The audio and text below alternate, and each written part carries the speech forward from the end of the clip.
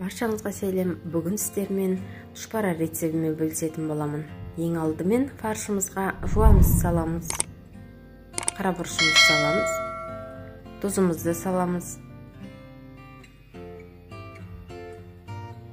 Барлығын жақсылап араластырып аламыз.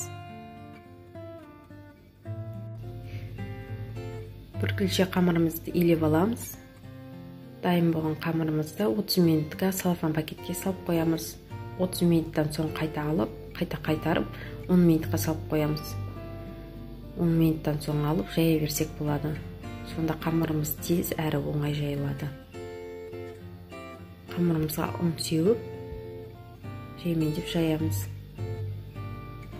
Қамырымызды жұқа немесе қатты қалың етіп жаймаймыз.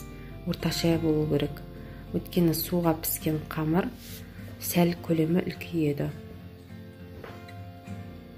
Орташа етіп жайсаңыз, пельменіңіз жақсы шығады, қалың болып кетпейді.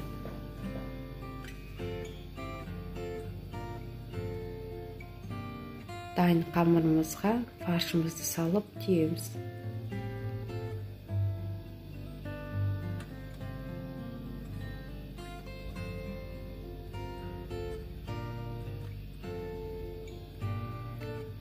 Домалақ етіп кесілген пельменіміздің көлемі осында әдемі болады.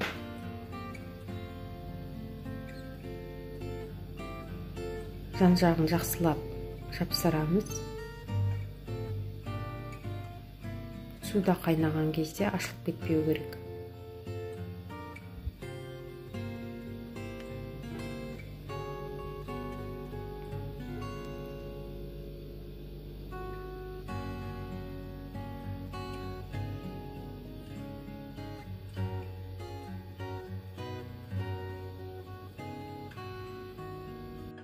Суымызды қайнатамыз. Қайнаған суға жуамыз бен картошкамызды саламыз.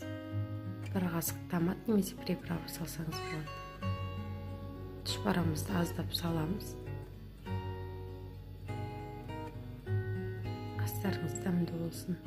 Каналға тіркелуді ұмытпаңыздар.